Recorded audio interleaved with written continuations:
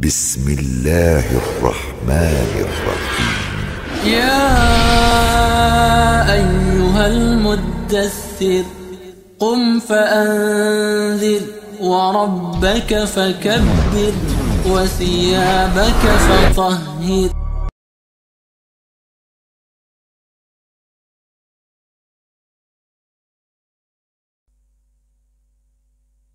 Assalamualaikum warahmatullahi wabarakatuh. Para pemirsa yang dirahmati Allah, kita ketemu kembali dalam kajian nasional Qur'ani. Pada kajian tema 59 yang lalu, kita mengenal istilah perbedaan teknis dan pertentangan filosofis. Adakah kaitannya antara penggunaan istilah ini berkaitan dengan perkembangan Islam pada periode Mekah dan periode Madinah? Kemudian bagaimana pandangan rasionalitas Qur'ani terhadap kedua hal tersebut? Terima kasih Pak Jul. Assalamualaikum warahmatullahi wabarakatuh. Alhamdulillah kita sehat semua. Mungkin ini agak kurang sehat Pak Jul, mungkin suara agak berbeda gitu. Apa yang ditanyakan Pak Jul ini, sebelumnya saya pengen menyampaikan dulu makna sederhana apa yang dimaksud dengan filosofis dan teknis di dalam penggunaan dalam tema ini. Nah, filosofis yang kami maksudkan adalah kerangka dasar nilai-nilai yang permanen, yang tetap dan yang tidak berubah. Nah, ini yang kita maksudkan dengan filosofis. Sedangkan teknis adalah aktivitas aktual yang selalu berubah, bergerak, berkembang di dalam, tapi berubah bergeraknya di dalam kerangka filosofis yang tadi yang kami katakan tidak berubah begitu. Untuk memudahkannya mungkin misalnya contoh, misalnya secara filosofis manusia harus berpakaian menutup aurat. Nah, ini filosofis, dia tidak berubah sepanjang masa begitu. Tapi secara teknis model, bentuk, bahan dan segala macam, nah ini bisa saja berubah sesuai dengan perkembangan zaman, perkembangan sains dan teknologi tentang materi-materi daripada pakaian itu. Nah, ini yang kami maksudkan filosofis dan teknis begitu. Nah, ad-din al-Islam yang datang, yang diturunkan Allah melalui Rasulullah Shallallahu Alaihi Wasallam, yang sekarang sampai kepada kita, yang kita pahami dalam bentuk Al-Quran ini adalah tuntunan-tuntunan, petunjuk-petunjuk dalam makna sekaligus baik dalam makna filosofis maupun di dalam makna teknis. Nah, artinya setiap pemikiran, tindakan, penilaian di dalam kehidupan ini, nah kita berangkat daripada makna filosofis dan makna teknis yang dimaksud dengan Al-Quran sebagai sumber primer gitu. Nah, selain Al-Quran sebagai sumber primer, kita juga mengenal hadis. Nah, di dalam hadis juga dapat kita bedakan, ada hadis-hadis yang bersifat filosofis, ada juga hadis-hadis yang bersifat teknis. Nah, ini nanti kita bicarakan pada kesempatan lain. Jadi artinya ada sumber primer, makna filosofis dan teknis yang bersumber dari Al-Quran, ada al-hadis sebagai sumber sekunder itu yang juga menyampaikan, memberikan petunjuk secara filosofis dan teknis, dengan syarat bahwa sumber sekunder tidak boleh bertentangan dengan sumber primer. Apakah dalam konteks ini apakah ada kaitan periode Mekah dan periode Madinah ini kita dapat pisahkan dengan periode teknis, dengan memaknainya dengan periode teknis dan periode filosofis? Ya.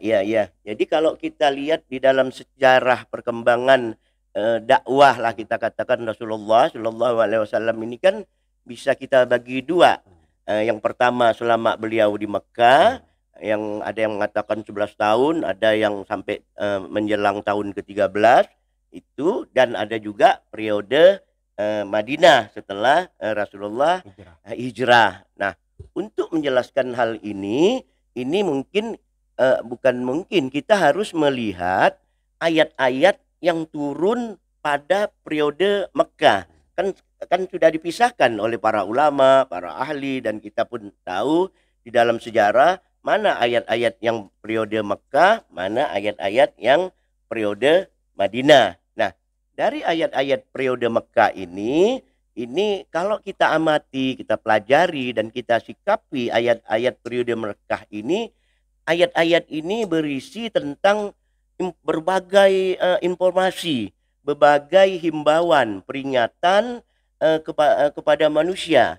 Peringatan tentang apa, himbauan tentang apa, yaitu misalnya bagaimana awal kejadian alam ini dan bagaimana proses selanjutnya nanti begitu. Nah, informasi-informasi ini juga dijelaskan juga bagaimana awal mula sebelum adanya manusia sehingga menjadi manusia, bagaimana harus manusia hidup sekarang, bagaimana kesudahannya nanti posisi manusia setelah alam ini berubah dimensinya setelah terjadi peristiwa kiamat. Nah, informasi-informasi juga menjelaskan siapa dan bagaimana entitas abstrak yang disebutkan di dalam Al-Qur'an sebagai Allah, sebagai sebagai Al-Ahad. Nah, ini dijelaskan juga di dalam Al-Qur'an. Nah, dari tadi yang kita katakan itu ada alam, ada manusia, ada Allah yang dijelaskan itu, nah dijelaskan juga oleh Allah bagaimana bentuk, bagaimana pola, bagaimana mekanisme dan kualitas hubungan antara ketiganya ini. Bagaimana hubungan antara Tuhan Ahad yang kita sebut Allah tadi, alam dan dan manusia. Nah, pandangan dari satu kesatuan, pandangan terhadap tiga hal inilah yang kita sebut dengan tauhid. Nah, ini berjalan terus ini. Ini berjalan dari pertama Rasulullah Shallallahu Alaihi Wasallam menerima wahyu. Nah, ini informasi ini terus berlanjut. Nah, puncaknya itu adalah peristiwa Isra Mi'raj yang dialami Rasulullah Shallallahu Alaihi Wasallam. Beliau diperjalankan dari Mekah ke Palestina, ke dari Masjidil Haram ke Masjidil Aqsa, dan beliau juga dimi'rajkan oleh Allah Subhanahu wa taala ke Sidratul Muntaha. Nah, apa yang dapat kita lihat dari sini? Dari sini kalau kita lihat sebelum Isra Mi'raj ini, informasi-informasi yang disampaikan inilah adalah tahap-tahap penyelesaian rasional. Tahap-tahap penyelesaian rasional di mana manusia diajak berpikir oleh Allah bagaimana hubungan eksistensi Allah, manusia dan alam ini. Bagaimana kita harus menyikapinya. Nah, ini pemikiran penyelesaian tahap rasional. Nah, tahap pemikiran rasional ini ditutup. Kalau kita lihat ditutup oleh Allah dengan apa? Dengan tahap penyelesaian empiris. Melalui apa? Pengalaman-pengalaman Rasulullah yang dibawa oleh Allah dalam untuk secara empiris membuktikan hal-hal yang dijelaskan oleh Allah tadi. Jadi artinya bahwa peristiwa Isra Mi'raj di mana kita menerima sholat, dan sebelum setahun atau tidak sampai setahun kemudian itu hijrah ke Madinah. Jadi dengan kesimpulan lain bahwa periode Mekah adalah tahap penyelesaian rasional dan empiris daripada penjelasan Allah tentang bagaimana bentuk, pola, kualitas hubungan antara Tuhan, alam dan manusia. Ini periode Mekah gitu. Nah, sedangkan periode Madinah itu kita sudah tahu bahwa sejarah sudah menjelaskan bagaimana Rasulullah membangun seluruh infrastruktur, bagaimana membangun masyarakat Islami di Madinah setelah setelah Islam melebar, bagaimana juga Rasulullah membangun infrastruktur di luar Madinah. Nah, ayat-ayat kalau kita lihat tadi, kalau kita lihat di periode Mekah tadi yang saya katakan bersifat filosofis tadi, nah kalau kita lihat ayat-ayat yang turun di Madinah, semuanya itu, hampir semuanya, sebagian besar itu dalam bentuk teknis. Artinya dalam bentuk teknis, bagaimana mengatur masyarakat, bagaimana membangun infrastruktur, bagaimana tentang menyikapi politik, bagaimana hukum, bagaimana hubungan dengan orang Yahudi, bagaimana ekonomi, hingga perintah-perintah misalnya puasa dan segala macam, itu zakat, halal haram, itu semuanya turun di periode Madinah. Nah, dari uraian inilah mungkin, dan dari pemahaman inilah dapat kita katakan bahwa periode Mekah adalah pembangunan landasan filosofis rasional empiris, pembangunan pengetahuan tentang esensi dan transenden, bagaimana kita memahami pola bentuk serta kualitas hubungan antara Tuhan, alam, dan manusia. Nah, sedangkan periode Madinah ini adalah peletakan dasar sebagai pijakan teknis. Bagaimana kita harus bertindak, harus melakukan sesuatu hal-hal yang bersifat teknis, sehingga pengetahuan yang turun di dalam periode Madinah ini dia bersifat atribut. Artinya bersifat atribut. Kalau tadi di Mekah esensi, nah ini atribut-atributnya bagaimana melaksanakan hal-hal makna-makna esensi yang ada di dalam periode Mekah. Jadi pengetahuan atribut imanen inilah yang diberikan Allah secara teknis kepada umat Islam yang ada di Madinah. Jadi artinya kesimpulannya bahwa periode Mekah adalah periode di mana pengaturan filosofis, pengaturan esensi, pengaturan hal-hal yang transenden, sedangkan pada periode Madinah ini adalah pengaturan-pengaturan tentang teknis, tentang hal-hal yang imanen, tentang berbagai atribut bagaimana kita menjalani hidup dan kehidupan ini dalam konteks, kalau kita dalam sejarah, bagaimana konteks pada waktu itu misalnya membentuk negara Madinah, yang dibangun oleh Rasulullah Shallallahu Alaihi Wasallam.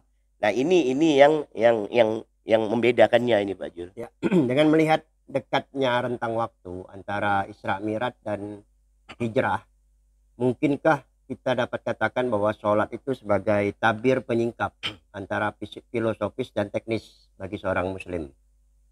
Ya. Tadi memang kalau kita lihat,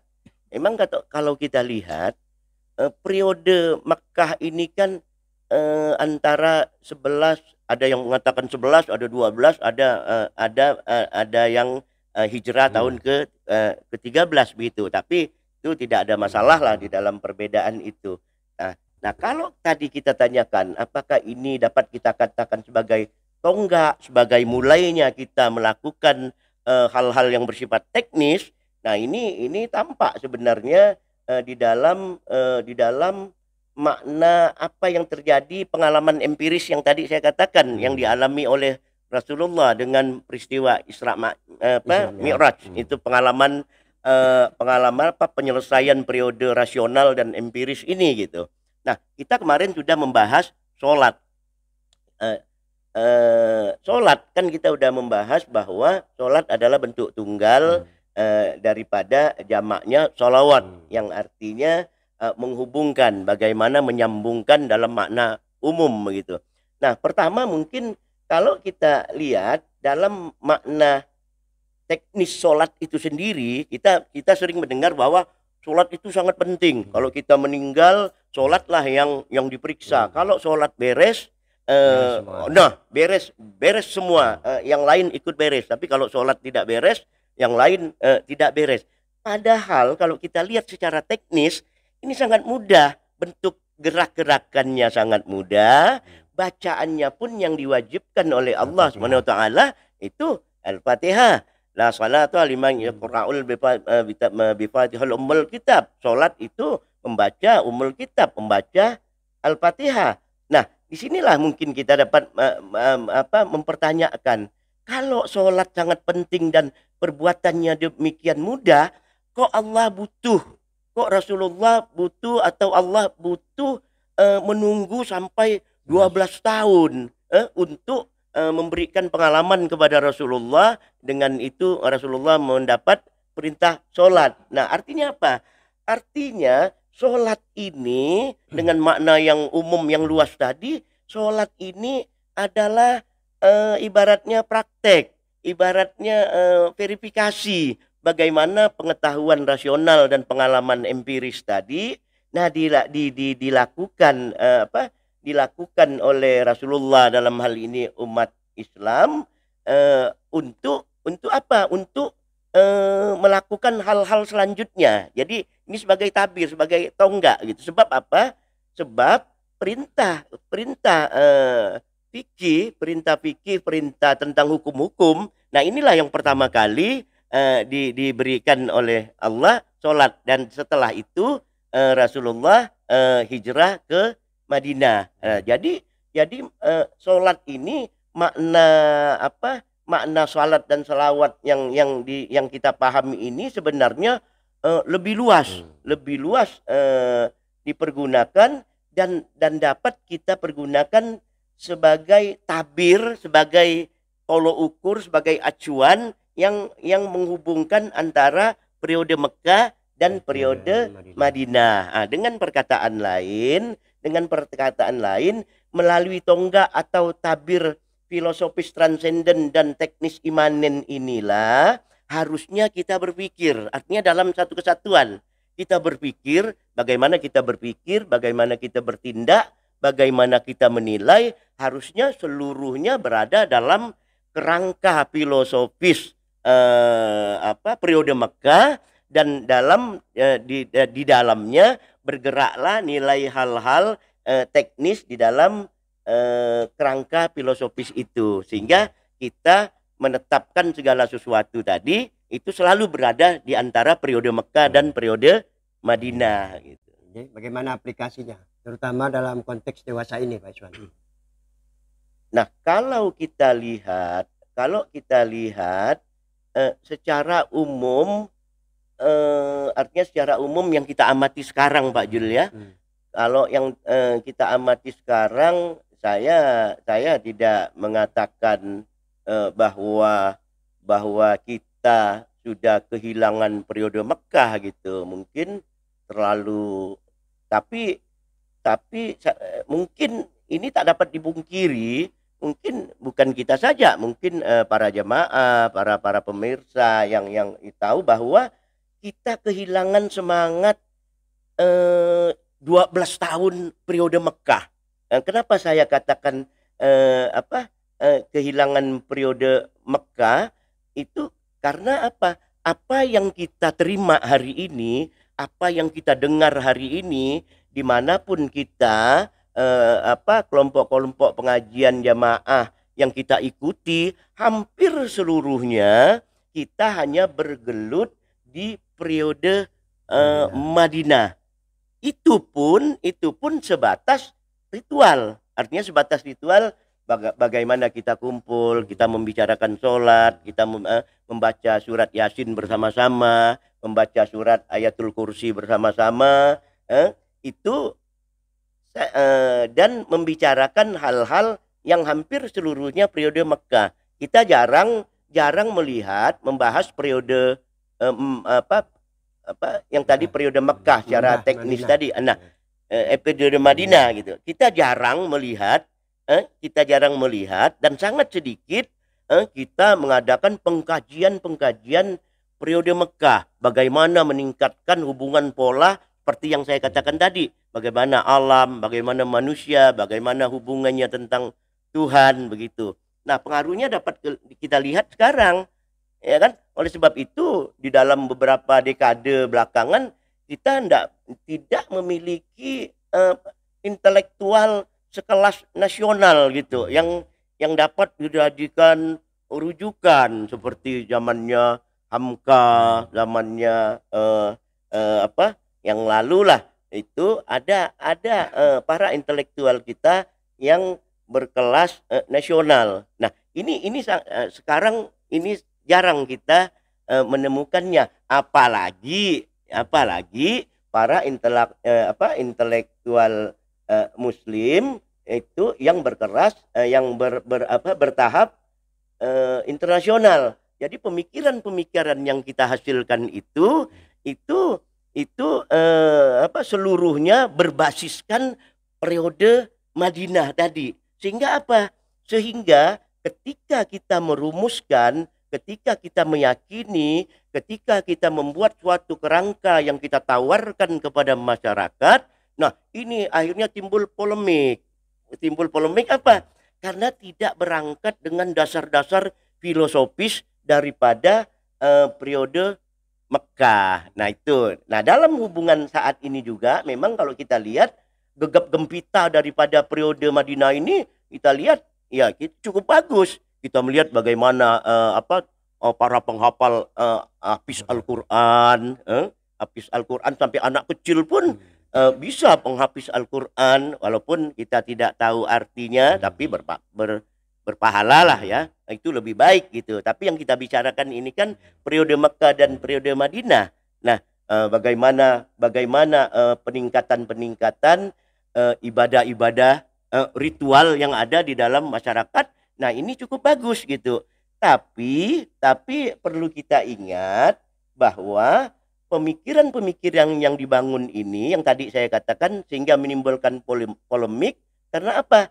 Karena dangkalnya atau dangkalnya daripada pemahaman terhadap nilai-nilai filosofis periode Madinah. Kita tidak bisa menjelaskan, kurang dapat menjelaskan bagaimana hubungan dengan alam semesta, nah makanya kita tidak mempunyai intelektual doktor yang hebat, ahli kimia yang hebat, seperti zaman-zaman dulu. Kita menguasai seluruh bidang hidup dan kehidupan di alam di alam semesta itu. Karena apa? Karena penguasaan yang sangat lengkap, sistematis daripada periode Madinah dan periode Mekah. Nah, inilah yang dapat kita lihat dari hubungan-hubungan bagaimana periode Mekah, bagaimana periode Madinah, bagaimana hari ini kita kehilangan 12 tahun periode Mekah, seakan-akan itu tak pernah kita sentuh lagi. Ya. Jadi apa yang dapat kita tarik kesimpulan dari kajian kita kali ini, Pak Iswan? Kesimpulannya hanya satu yang saya katakan, yang perlu kita pahami bersama. Kita sekarang selalu aliran manapun, pola arus pemikiran manapun selalu mengatakan dengan jargon-jargon, marilah kita kembali kepada Al-Quran dan hadis. Nah, kalau kita lihat, kita kumpulkan hadis itu hampir semuanya periodenya Madinah gitu. Nah, kalau Al-Quran periodenya Mekah. Nah, artinya hendaknya jargon-jargon ini harus dimulai atau setidaknya berjalan simultan. Bagaimana kita membangun, memikirkan dan mengaplikasikan periode Mekah, pemikiran-pemikiran periode Mekah dan pemikiran-pemikiran periode Madinah dengan menggali apa yang sering dikatakan para intelektual Muslim, dengan menggali nilai-nilai autentisitas Islam yang sebenarnya itu ada di periode Mekah. Nah, jadi ini yang dapat kita simpulkan. Semoga ini membuka wawasan kita, membuka semangat kita sehingga kita dapat menjemput kembali, kita dapat mengambil kembali periode Mekah yang kita sudah kehilangan 12 tahun ini dalam bagaimana cara kita berpikir, bagaimana cara kita bertindak, bagaimana cara kita menilai tentang segala hal tentang segala sesuatu dalam hidup dan kehidupan ini. Saya kira ini yang dapat saya sampaikan di dalam tema yang ke-60 ini. Bagaimana kita menyikapi antara Mekah dan Madinah. Para pemirsa yang dirahmati Allah, demikian kajian rasionalitas Qurani kali ini. Sampai ketemu pada kajian yang masa akan datang. Terima kasih. Wassalamualaikum warahmatullahi wabarakatuh. Waalaikumsalam warahmatullahi wabarakatuh.